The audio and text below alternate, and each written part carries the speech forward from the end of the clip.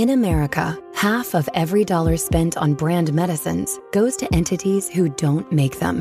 While middlemen like PBMs and 340B hospitals drive up costs, Biopharma is investing $500 billion in new infrastructure and manufacturing here at home, and helping patients buy medicines directly at lower prices. Tell Washington to end middlemen markups and put American patients first. Visit phrma.org/middlemen.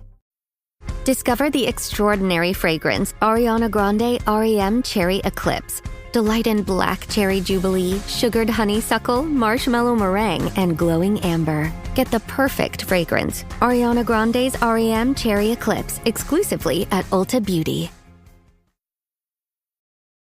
It's another Q&A edition of Optimal Health Daily, and I'm Dr. Neal Malik. A very happy Friday to you. Welcome to another Q&A edition of Optimal Health Daily, where I answer your health questions related to fitness, diet, and nutrition, and lots more. You send me the questions, and I answer them for you.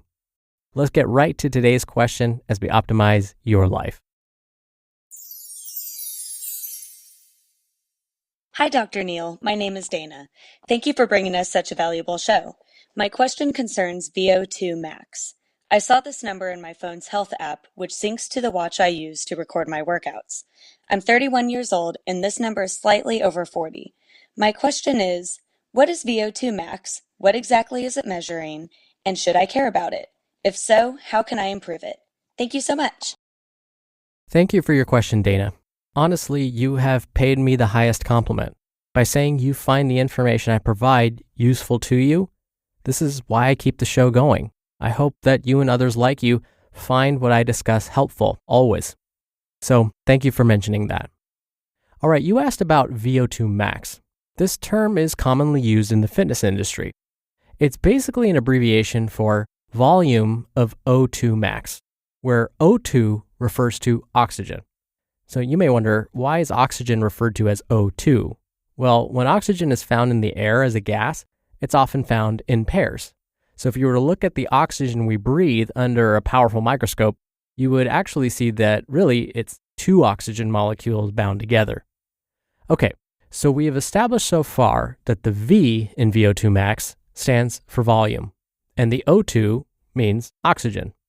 The term max is actually a bit more obvious. It stands for maximum. So VO2 max refers to the maximum amount of oxygen you can consume and use at a given time.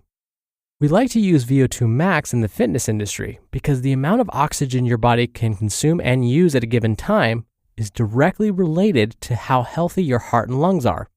Let me explain. You already know we need oxygen to survive, but we need more of it when we're working out. Our muscles desperately need oxygen to allow us to continue our workouts. Our brains need oxygen to allow us to continue to think and process. Our heart needs oxygen to continue beating. Where does all of that oxygen come from, and how does it get to all of the areas of the body that so desperately need it? Well, the air we breathe contains some oxygen, along with other gases like nitrogen and hydrogen, which then goes to our lungs, and from there enters our bloodstream. Once the oxygen enters our bloodstream, we have to rely on the heart to pump that blood that is now rich in oxygen out to the rest of the body. Remember, our muscles so desperately need it when we're finishing that last 100 meters, for example. The better, or said another way, the more efficient your body can do this, the longer you'll be able to maintain your workout. This is why VO2 max is a valid and reliable measure of how well your heart and lungs are working. If your body can quickly and efficiently send oxygen-rich blood to the rest of your body, then it means your heart and lungs are doing their jobs. Or said another way, your heart and lungs are in good shape. I can say this in yet a different way using fitness lingo. You have a high level of cardiorespiratory fitness. These all mean the same thing. So VO2 max, which again is the maximum amount of oxygen your body can take in and consume at a given time, can actually be represented as a number. Once you know that number, you can compare it to values for your age and gender to see how fit you are when compared to others within that same age and gender category. So Dana, you mentioned that you are 31 years old and that your VO2 max was over 40. I'm going to assume that you identify as female. Now we take that number, let's just say it's 41, and compare it to the norms for your age group and gender. When I look this up for you, it says that your cardiorespiratory fitness is at a minimum average. So Dana, if I assume your VO2 max is, let's say, 41, it means your heart and lungs are working at an average level when compared to others in your age and gender category. But if it's even higher than 41, you may be in the good ranking, or maybe even the high or athletic, or if you're lucky enough, the Olympic category. I should also mention that there are different normative value tables depending on how your VO2 max is being tested. The one I refer to for you, Dana, is the one that's most commonly used. Now, on to the second part of your question. How can you or anyone else increase your VO2 max? The best way to do that is to incorporate variety in your training. There are many ways to go about this. Here are some examples. If you normally just do cardio, let's say, add some resistance training.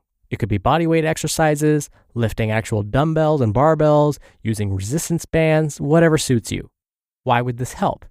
It forces your body to adapt to something new. This means your heart and lungs have to respond to this new something. It's something they're not used to. This in turn makes them more efficient, which again is the hallmark of measuring VO2. Another example, if you already perform resistance training exercises, well then think about decreasing the rest periods between sets. Why would that help? Again, you're forcing your heart and lungs to adapt to something new. By giving your body less time to recover between sets, you force your heart and lungs to work harder and become better at supplying your muscles with blood and oxygen. When it comes to cardio, change the intensity. If you normally walk for 30 minutes, jog instead. Now, I don't expect you to be able to just jog for 30 minutes straight. Even if you end up jogging for only 5 or 10 minutes and then walk for the other 20, that's fine. Why would this help? You guessed it, you're forcing your heart and lungs to adapt to something different. Lastly, as always, be consistent. In this case, be consistent with inconsistency, meaning try to mix up your workout routines every so often. A good starting point is to change things up once every 4 weeks. So, if for the last month or so, you've only been resting 30 seconds between sets of resistance training exercises, go back to a longer rest period of 2 to 3 minutes. Then, after 4 weeks of following that protocol, change your rest period to maybe 10 seconds between sets. Then do that for 4 weeks. You get the idea. The same rules can be applied to your cardio routine. If you've been jogging at a medium pace for the past month, start running sprints. I wish you continued success, Dana, and I'm sure you're going to see that VO2 max number climb in no time. Right now, there's a talented person out there who could take your company to the next level. Do you want to hope they see your job post before your competitors? Or do you want to match with them with Indeed sponsored jobs? Stop struggling to get your job post even seen on other sites. Give your job the best chance to be seen with Indeed sponsored jobs. When I was looking to hire, it was so slow and overwhelming. I wish I had used Indeed. Spend more time interviewing candidates who check all your boxes. Less stress, less time, more results now with Indeed sponsored jobs. And listeners of this show will get a $75 sponsored job credit to help get your job the premium status it deserves at Indeed.com/health. Just go to Indeed.com/health right now and support our show by saying you heard about Indeed on this podcast. Indeed.com/health.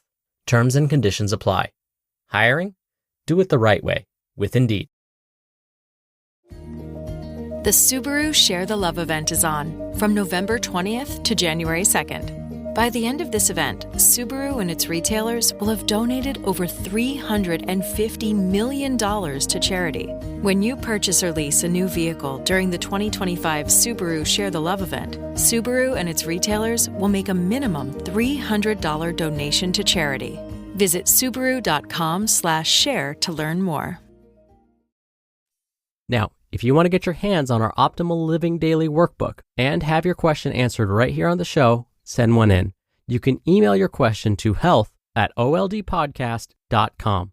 Now, if you want to send one in via audio, just come by oldpodcast.com/ask to record your question straight from your computer. Or you can do it the old-fashioned way and call in your question. The number is country code 161 I love OHD. That's 1-614-568-3643. And that'll do it for another Q&A edition of Optimal Health Daily. Thank you so much for listening every day and all the way through. I hope you have a great start to your weekend, and I'll see you back here tomorrow where your optimal life awaits.